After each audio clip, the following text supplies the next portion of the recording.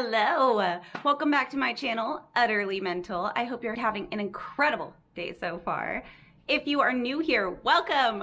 My name is Veronica Beatty and I am a massive mental health advocate. And on Mondays, I discuss different topics and perspectives on mental health, as well as throw in some interesting tips and tricks on personal growth and self-reflection. So today is Monday and I'm going to be discussing how can you save your relationship after it's become toxic? Let's get into it. So hear me out. There is a silver lining to becoming aware of your relationship being toxic or that it's becoming toxic. Your relationship isn't exactly doomed to fail. The question is, how can we save this relationship? Well, first of all, the key word here is we. Y'all's relationship can be saved if both of you want to save it and both of you are open and committed to change, compromise, and growing together. Okay. So now I'm going to cover a few really good indicators that you have the opportunity to save your relationship. Number one, willingness. To start out, both of you guys need to be on the same page. If both of you guys are individually willing to work on yourselves and communicate and grow and compromise on changing how you guys function together in the relationship, the chances of you not only saving your relationship but having a fulfilling relationship are highly in your favor. 3 little tips. You both embody the attitude of openness, willingness. Be interested in having deeper and more meaningful conversations with your partner. And you're both willing to invest the needed time, effort, and attention into making y'all's relationship better. Number 2, owning your own behavior. Both of y'all's individual levels of self-awareness is vital here. Both of you need to be able to acknowledge your past behaviors that were harmful to your relationship. Basically, you need to swallow your pride and own up to your part in the downfall of y'all's relationship. A good tip for owning your behavior is also a lot of self-reflection, inner work. Acknowledge not only to your partner, but to yourself that some of your current behaviors or past behaviors may stem from a past relationship that really has nothing to do with your current one. Another tip is to provide potential solutions that you can or are willing to take to change that behavior going forward. Number 3, aim to understand and to learn, not to blame. The most important thing to have on the top of your awareness is that you guys are a team. You guys didn't get into a relationship to constantly be butting heads. You guys are on the same team. Both of you need to be heard by your partner.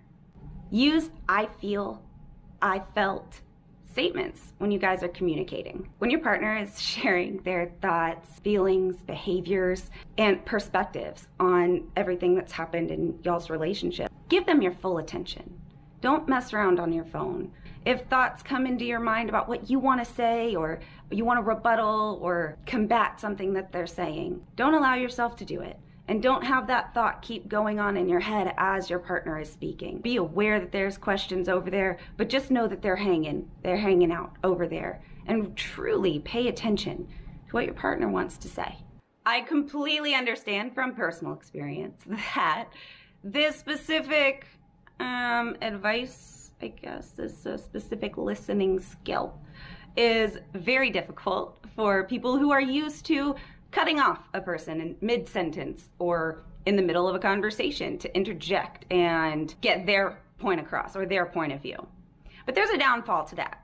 When you interject in someone else's thought, it shows you don't really want to hear what your partner is saying, that you're not truly invested in learning more about them and what they've been through and really hearing them out. Could they have been going through a hard time when the behaviors were happening? Or are they going through a hard time now? Were they having a hard time with work? or maybe family drama or events that have been taking up a lot of their mental space and emotional space. Maybe you don't know about these things that have been really weighing on them. Maybe your partner doesn't know about the things that have been weighing on you. So take a moment to step back, really look at these things so that you can see it through a more loving, empathetic, and compassionate lens. It is very important that I mention right here that there is absolutely no excuse for poor treatment or behavior. Okay, moving right on to number 4. Do not get stuck in the past. In order for y'all to move forward, it's gonna be necessary and important for you guys to address the past events that have happened that have harmed your relationship and both of y'all's different parts in those harmful events. But don't get stuck there. The purpose of having these deeper conversations is to have better understanding of why that harmful event went the way that it did and to have a deeper connection together. Try to resist the temptation to constantly replay negative past events as you're having this conversation, as well as when you guys are not having this conversation. These conversations are meant to bring both of you guys into the here and now so that you guys can continue or begin to get better on your own as well as together. Pay attention with intention. Be aware of how you guys talk to each other while you're having these conversations and when you're not having these specific, deeper conversations, so you guys can continue to progress and mend your relationship. On to number 5, healing yourself. Each of you are not responsible for the things that have happened to you in the past or in the present, but each of you are responsible to take accountability for your own healing. Healing yourself, healing your past wounds and your present wounds is of the utmost importance. You don't want to bleed on the people who didn't cut you. It's important for each of you to clarify, identify, and define what your needs are in the relationship, as well as what your boundaries are. Even if you already know what your needs and boundaries are in this relationship, it's definitely worth taking a deeper, fresh look at them.